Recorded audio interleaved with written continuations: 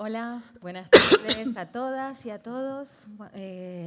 Buenas tardes, buenos días también a los que nos están viendo por el streaming a través del diario.es. Vamos a comenzar esta primera mesa de debate en este encuentro para hablar sobre la relación de España y México, sobre la difícil relación a veces entre España y México.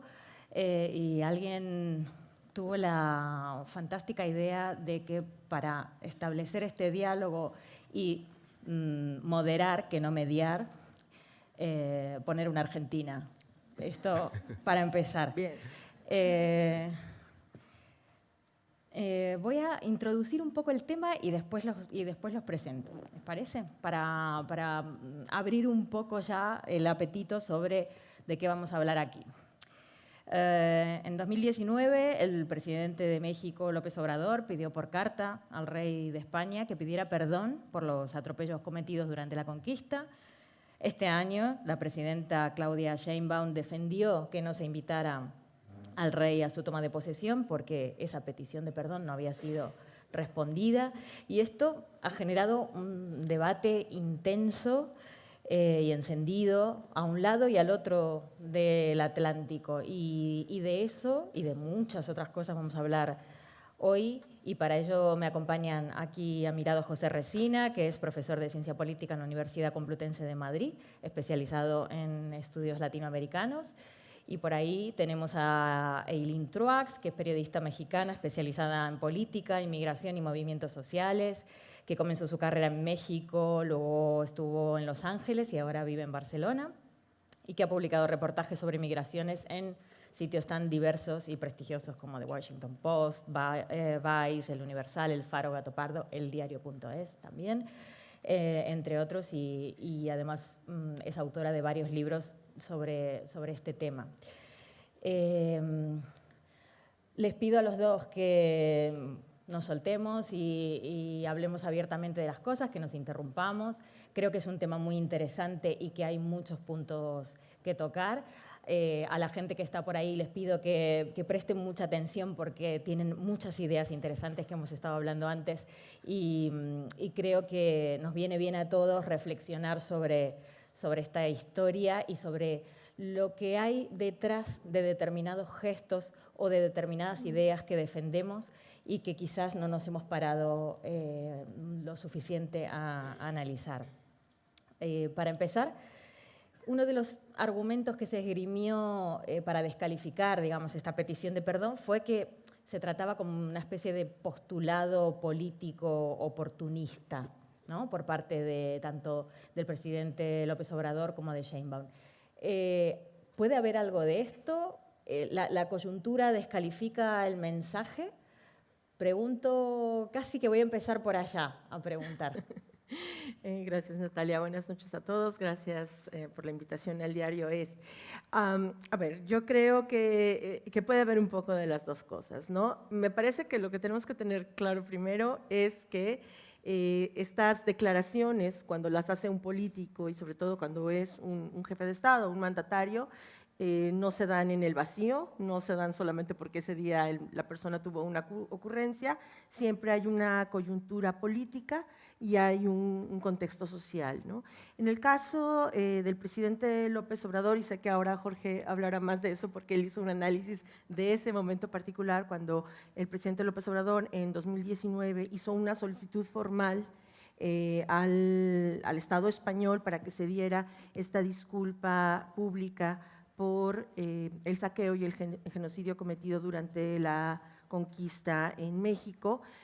Había una serie de eventos adicionales ocurriendo, entre otras cosas venía el 200 aniversario de la Declaración de Independencia de México y una serie de coyunturas más la coyuntura interna que estaba ocurriendo. El presidente López Obrador tuvo la característica de ser muy vocal con sus conferencias estas mañaneras todos los días, enviando mensajes de una manera muy hábil para manejar la agenda pública, ¿no?, y la agenda política, y esto hizo que muchas de las declaraciones que él hizo en torno a este tema y en torno a otros temas que son políticos fueran calificadas como esto, ¿no?, como mensajes de humo para desviar la atención de un lado y del otro. Y puede ser que haya un poco de eso, porque esa es la tarea de los políticos.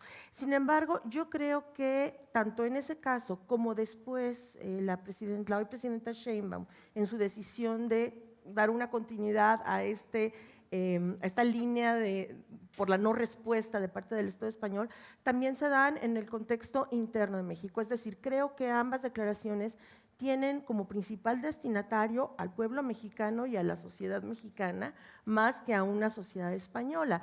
Y este mensaje se da en el ámbito de una política de Estado que desde López Obrador, y aparentemente habrá continuidad en el proyecto de Sheinbaum, busca una reivindicación de los pueblos indígenas, busca el reconocimiento primero del daño que se ha hecho, no solamente por parte de quienes conquistaron y colonizaron, sino después, durante la República, ¿no? El daño que incluso hasta el neoliberalismo se ha hecho a los pueblos indígenas, que ha sido un mensaje explícito de estos gobiernos.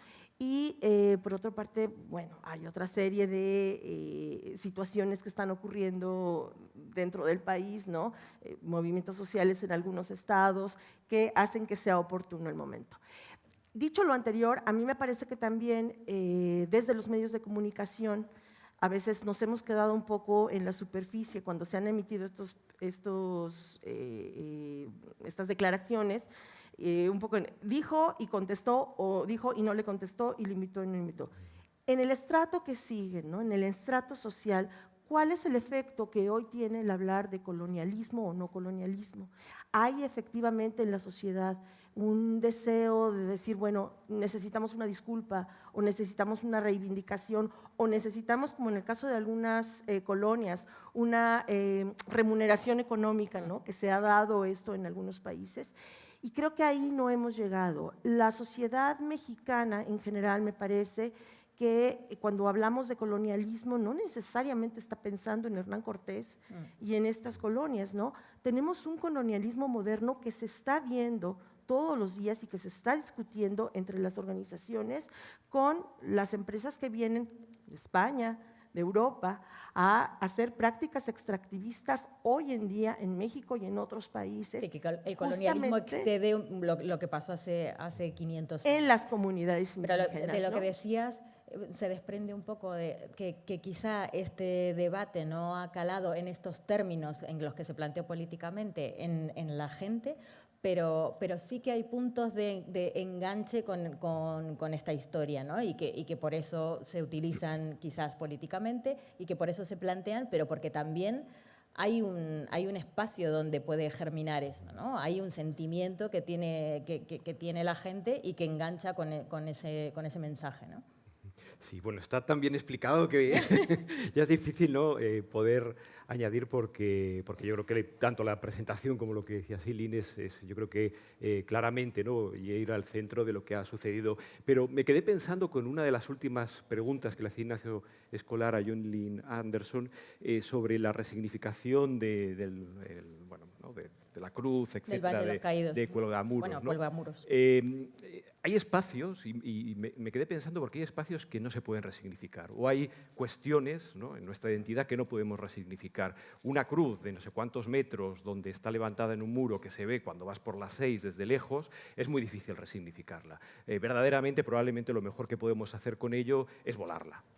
Y bueno, habrá controversia en la sociedad, se plantearía el debate de la guerra cultural que tenemos en España, en todo el mundo, pero estoy seguro que en unos años se olvidará y ya no será, en todo caso, un lugar donde los franquistas puedan ir a reivindicar nada, porque ya no existe y es muy difícil, pues, de alguna manera intervenir una cruz de esas características. En cambio, hay otros lugares que sí se pueden resignificar. Estoy pensando en la ESMA, por ejemplo, sí, ¿no? Cómo se hace un museo en memoria democrática y además con mucho trabajo detrás, mucha reflexión y sobre todo construir una cuestión de memoria democrática. Y yo creo que eso es lo que intentaba hacer López Obrador, más allá de todas las cuestiones de política interna, que a mí me daba mucha gracia cuando decían, no, lo usa internamente. Bueno, ¿qué político del mundo no utiliza alguna medida, ya sea de política internacional o del ámbito que sea, para no alimentar internamente su figura. Todos los políticos y políticas del mundo lo hacen. Entonces no puede ser un elemento para intentar negar la mayor y en ese sentido criticar a López Obrador. Yo creo que el mandato de López Obrador estuvo marcado inicialmente por una cuestión simbólica de reconocimiento y reparación a los pueblos indígenas mexicanos. Lo primero que hace López Obrador es tomar posesión y tomar el bastón de mando de los pueblos indígenas y a continuación otra de las cuestiones que hace cuando pide esas disculpas a España por los agravios cometidos, que esa es la palabra que usa durante el periodo colonial, también se lo pide al Vaticano. Bergoglio pide de hecho disculpas y él mismo en ese acto, en marzo del 2019, él mismo como Estado mexicano pide disculpas. Entonces aquí, ¿de qué es lo que estamos hablando? Estamos hablando de intentar resignificar el uso del pasado, de intentar aproximarnos al pasado para darle otro sentido que adquiera una connotación identitaria de lo que queremos ser en el presente. Y eso es lo que yo creo que estaba pretendiendo hacer López Obrador. Pero además, de una manera muy interesante, porque lo que planteaba España no era pónganse ustedes de rodilla y pídanos perdón por los crímenes de Hernán Cortés, etc. No, construyamos una memoria conjunta entre ambas naciones mirándonos en un plano de igualdad. Y creo que eso es lo que genera la incomodidad en España. Plano de igualdad, con México, con López Obrador. Perdón, lo voy a decir, y sé que estoy en una casa diplomática, pero yo he escuchado a diplomáticos españoles decir es que López Obrador es un autoritario y sus asesores no tienen ni idea, entonces nosotros, ¿cómo vamos a ponernos en plano de igualdad? No, mire, perdón, es un pueblo soberano y lo que está planteando, por supuesto que podrá tener otros atributos y otras características. Cuidado, que aquí en España tampoco nos quedamos tan lejos de muchas de las cuestiones y miramos la historia reciente, pero lo que nos encontramos es que es un pedido que realmente nos está cuestionando a España identitariamente. Y nos está cuestionando identitariamente porque también nos interpela para que hagamos una reflexión de lo que es España y de qué es España en la historia. Y nos interpela porque directamente la carta interpelaba al rey, nos interpela el papel de la monarquía española en la construcción identitaria de España. Porque España, siendo un territorio no muy extenso, pero muy complejo y muy plural, tiene una continuidad histórica que está a partir de la monarquía española. Y esa monarquía, precisamente, empieza y se ensambla con el periodo de la conquista. Luego hablaremos y profundizaremos del llamado Día de la Raza, por cierto, el Día Nacional en España, el 12 de octubre, un día que está fijado y aprobado por el gobierno del PSOE en el año 87, pero que retoma ese Día de la Raza aprobado por Franco en el año 58. ¿Y por qué? ¿Y qué es lo que dice la ley del Día Nacional del 87 de Felipe González? Plantea que es el Día Nacional en España porque es el día que el reino español y la monarquía española consigue ir más allá de Europa a la hora de articular sus diferentes reinos. Sí, me quedo con la idea, bueno, hay de todo y quiero que profundicemos en esta idea de la reivindicación nacional de una cosa que es mucho más que nacional, ¿no? Pero me quería detener un momento en esta idea de la búsqueda de la identidad y la construcción de la identidad porque la mencionamos en los dos argumentos, ¿no?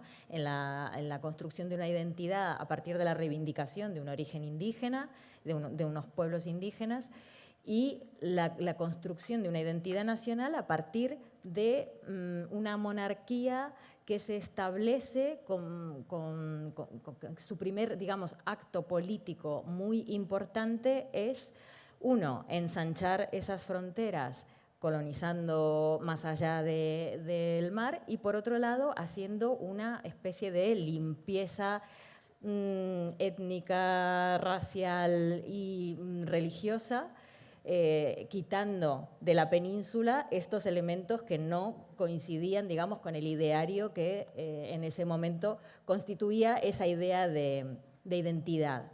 Entonces, ¿cómo analizamos 5 siglos después esta reivindicación de los reyes católicos como los generadores de esta identidad nacional española y cómo eso influye luego en cómo se generan estas identidades en Latinoamérica, no solamente en México, ¿no? Bueno, has abierto ahí un melón que tendría como muchas aristas y tenemos muy pocos minutos, ¿no? Pero yo creo que has dado ahora con el clavo. Ciertamente, el tema de identidad para los países latinoamericanos y para países como México, como Guatemala, que todavía tienen una importante población indígena, es muy complicado porque estamos atravesados desde luego por esa línea, ¿no? Indígena, mestizo, no indígena, pero desde luego cuando estamos hablando de una etapa colonial estamos hablando también de la imposición de una religión, ¿no? Y de cómo a partir de esta religión es que se construyen otras identidades que están vinculadas con la casta, que están vinculadas con la educación, que están vinculadas con el desarrollo y el acceso a ciertos benefactores. Y eso es algo que opera hasta la fecha, ¿no? Yo creo que un reto que tenemos en los países donde predomina el mestizaje, como es el caso de México, es cómo hacemos esta incorporación o esta aceptación de nuestra diversidad de origen étnico y cultural, pasando por esta losa que se nos puso encima durante estos años, que es la de la religión, ¿no? Que fue impuesta y que es un símbolo. Esta cruz del Valle de los Caídos es un símbolo también que está puesto en todas nuestras grandes ciudades, en todas nuestras grandes urbes. Ciudades como la Ciudad de México tienen la catedral construida encima del templo mayor del reino azteca. Esto es un simbolismo que está ahí vigente todos los días en estados-nación donde las iglesias aún tienen un peso importante en la toma de decisiones políticas y en la toma de decisiones sociales, y donde las élites aún utilizan la cruz y otros símbolos religiosos como un símbolo de estatus, ¿no? Entonces, construirnos en esos contextos es muy difícil. En el caso particular de México, además, cuando hablamos de colonialismo, tenemos este colonialismo que puede sonar un poco remoto, ¿no? El de hace 500 años, pero la realidad es que las prácticas coloniales se siguen reproduciendo constantemente y en gran medida viniendo del país del norte, ¿no? Comentábamos en algún otro foro que era un poco incongruente escuchar a López Obrador hablando de esta etapa colonial y demandando estas disculpas cuando tenemos una bota colonial desde el norte, aquí en el cuello de México, que nos ha obligado a extender la frontera sur de Estados Unidos hasta el sur de México, que nos tiene militarizando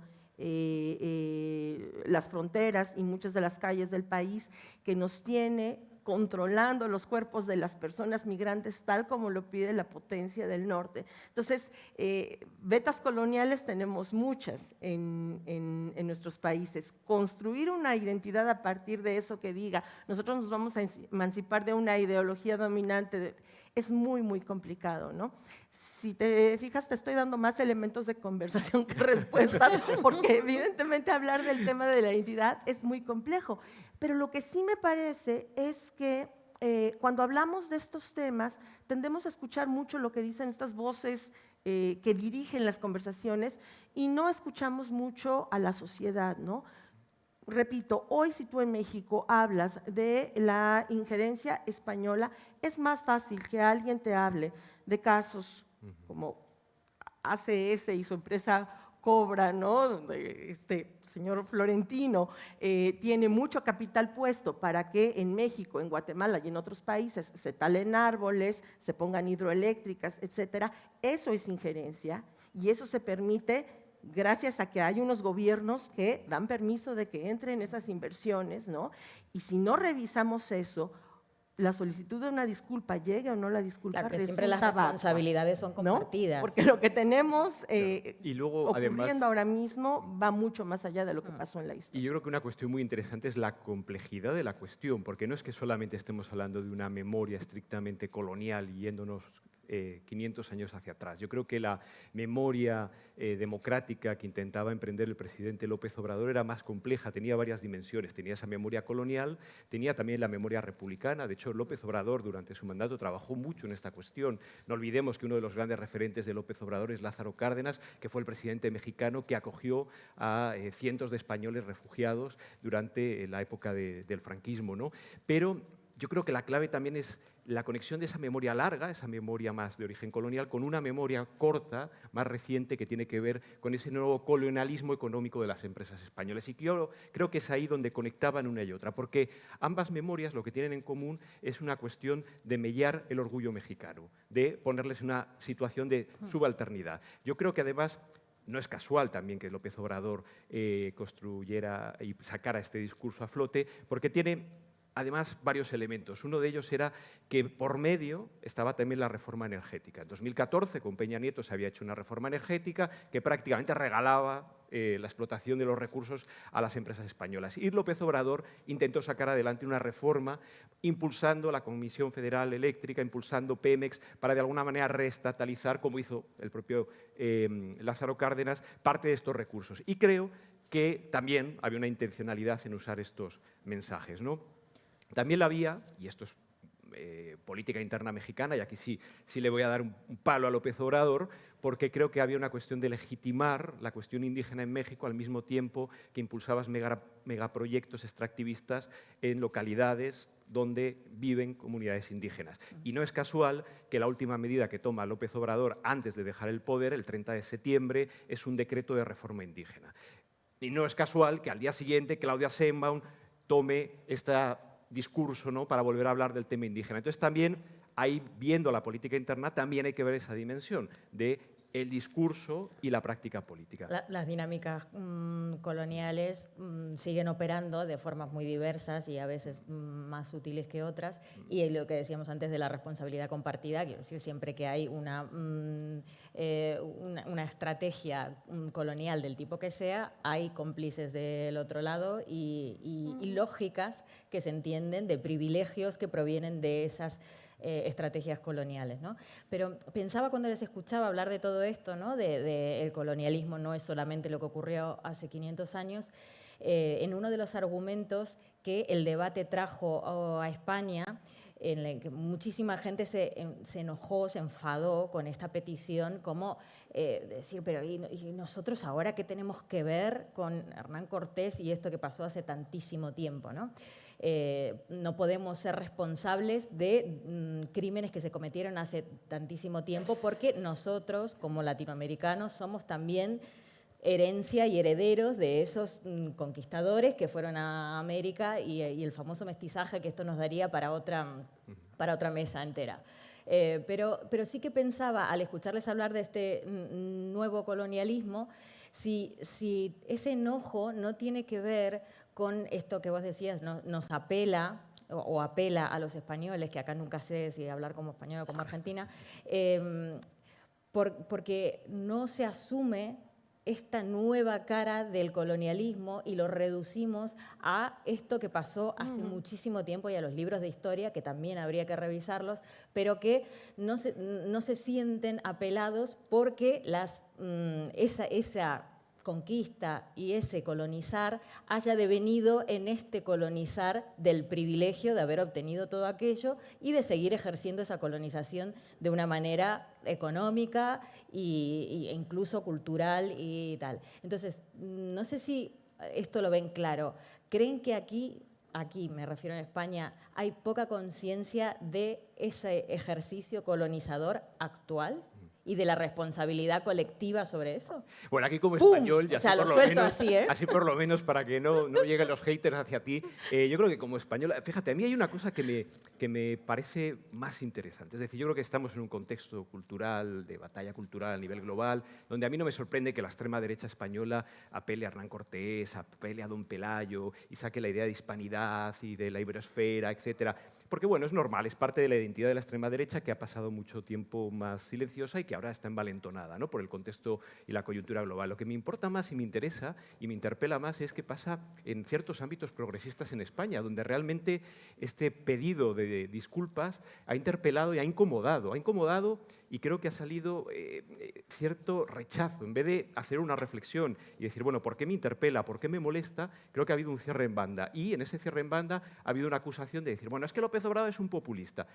Lo puede ser, no digo que no, pero te están interpelando y cuando a ti te interpelan, de alguna manera tienes, uno, que hacer una reflexión y dos, intentar explicar realmente, bueno, el fondo de la cuestión. Y yo creo que ahí es donde vamos. Y el fondo de la cuestión es que cuando, además, en un contexto en el que estamos, ¿no?, donde tienes unos futuros tan distópicos y tienes realmente que mirar al pasado, no es mirar al pasado para reconstruir o no lo que pasó, o para flagelarte en el presente, es para buscar raíces identitarias de qué rasgos del pasado tú quieres traer al presente para sentirte orgulloso y dar una proyección hacia el futuro. Entonces es una cuestión de intentar resignificar aquello que ocurrió, intentar saber con qué perspectiva lo vas a interpretar y de esa manera construyes identidad en el presente. Y yo creo que ese es el ejercicio imprescindible que habría que hacer en España y que no se hace. Y no se hace, yo creo que por miedo, por temeridad, lo decía también Johnny Landerson, por 40 años de franquismo. Al final hay una cultura política donde aceptamos un cinismo democrático y donde realmente al final cuesta, de alguna manera, hacer ese tipo de ejercicios. Me parece que una cosa que ocurre, y creo que por eso me choca también un poco que se hable tanto del asunto de la disculpa y de la no disculpa y de esta, porque es muy cómodo dejar ese debate a ese nivel, ¿no? ¿Quién se debe disculpar y quién no? ¿Y quién fue el colonial y quién no? El colonialismo moderno, el colonialismo en general, ¿no?, consiste más en una forma de mirar y en una forma de segmentar a la sociedad. Y a mí me parece que, y esto sí lo digo como una persona mexicana, americana, latinoamericana en España, a la sociedad española todavía le cuesta mucho trabajo ponerse el espejo enfrente y pensar, nuestra mirada sigue siendo colonial, nosotros somos estas personas que discriminamos, que segmentamos, que violentamos. Spoiler, la respuesta es sí y sí y sí, pero no hay una voluntad porque es muy incómodo, incluso en los países latinoamericanos para las personas que han tenido ciertos privilegios cuestionarse sus privilegios, ¿no? Yo invitaría a las personas que son españolas y que están aquí sentadas a preguntarse, ¿no? ¿Tú tienes una mirada colonial cuando ves a otra persona y piensas, este no es de aquí? La frase de aquí, por ejemplo, la aprendí yo cuando vine a vivir a España. Eso no es algo que se use en Latinoamérica, ¿no? Pero tú eres de aquí, sí. No, pero de aquí, no. El dónde alargado, ¿no?, que nos pasa mucho en los latinoamericanos. Pero fíjate, Lin, una cosa, te interrumpo un segundo porque hay una cosa muy interesante sobre lo que estás diciendo. Aquí, David Broncano, del programa, ¿no?, de La Revuelta, Televisión Española, etcétera, siempre planteaba una pregunta que ha dejado de hacer, que era, ¿qué te sientes, más machista o racista? Se dejó de hacer, entre otras cosas, porque la gente siempre decía más machista, porque también tenía un peligro, porque era una manera de naturalizar el machismo. Pero fíjate que lo interesante es que casi nadie decía racista, porque en el fondo nadie se quiere sentir racista porque es un fenómeno vergonzante. En cambio, cuando vemos comportamientos y vemos estas cuestiones de las que estamos hablando, sí vemos elementos de racismo claramente, porque al final es una cuestión muy sutil de privilegios y de no querer ponerte al mismo plano. Y yo creo que es parte del fondo de por qué incomodan tanto estas disculpas. Pienso que además a veces pensamos que el racismo es con... Yo no le digo nada a los negros, ¿no? Y eso se limita al racismo. Yo tengo un amigo negro. El dónde alargado que te iba a decir, ¿no? ¿De dónde eres? De Madrid.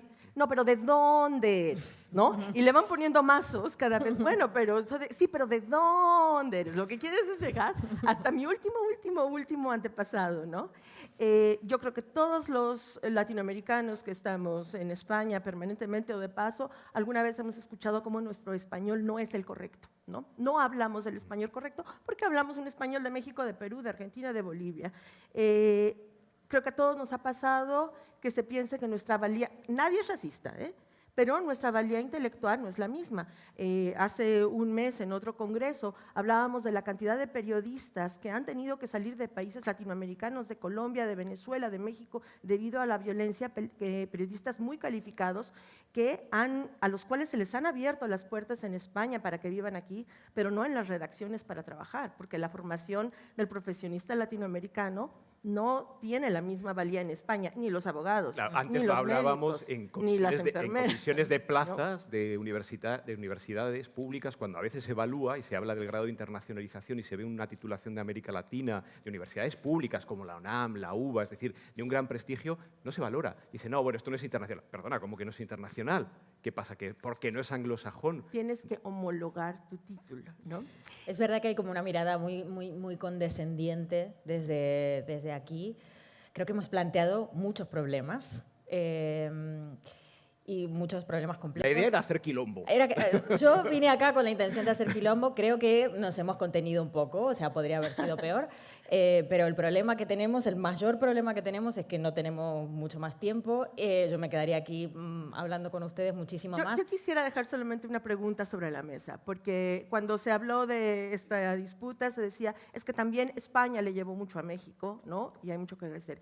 Y yo le pediría a cada persona que está en España que haga una reflexión y piense, ¿qué han traído no hace 10 años, ni hace hoy? ¿Qué han traído los latinoamericanos a España que enriquezca a este país y que enriquezca a esta sociedad? Y si ahora tienen una idea o dos en la mente, por favor, compártanla. Y esa es una manera muy efectiva de acabar con esta mirada colonial. Ya después, si un rey se disculpa con otro señor o una señora, mira, segundo plano, nos damos por bien servidos ahora. Sí, creo que es importante esta reivindicación de los latinoamericanos, conseguir vernos en la madre patria o como queramos llamarlo, ¿no? Ver y reivindicar estas cosas que nos pueden parecer mejores, peores, impuestas o no, pero que forman parte de nuestra identidad, y al contrario, que España también entienda y se vea en Latinoamérica como parte de su identidad, ¿no? Creo Porque que esto es más podría, lo que nos une. Claro, que creo que esto podría ser una buena idea, y nos queda la reflexión de vamos a cambiar este 12 de octubre, no tenemos mucho más tiempo para desarrollarla, pero creo que podemos sembrar aquí un poco esta duda, ¿no? De Ponernos enfrente del espejo y qué vemos. y decir, el 12 de octubre, fiesta nacional, pero ¿qué estamos reivindicando ahí? Es lo que nos ¿no? identifica como país, es lo que queremos que nos identifique como país en el futuro. Lo que fue una conquista no fue el encuentro entre dos culturas. Es una de las cuestiones que también salió en el pedido de disculpas de López Obrador. Es una conquista y hay que asumirla como tal. Hay que entenderla y no es una cuestión, insisto, No podemos de flagelo. dinamitarla como a la Claro, cruz, es una pero cuestión de resignificarla y de ver que otros rasgos, que muchos, de lo que decía Eileen, de realmente de rasgos de los que sentirse orgullosos a lo largo de la historia, que podemos reivindicar y podemos hacer en el presente como un elemento identitario, no solamente de España o de México, sino en esa relación siempre problemática y compleja entre América Latina y España. venga, vamos ahí a cambiar las cosas. Muchísimas gracias Un por haber placer. estado aquí. Buenas tardes.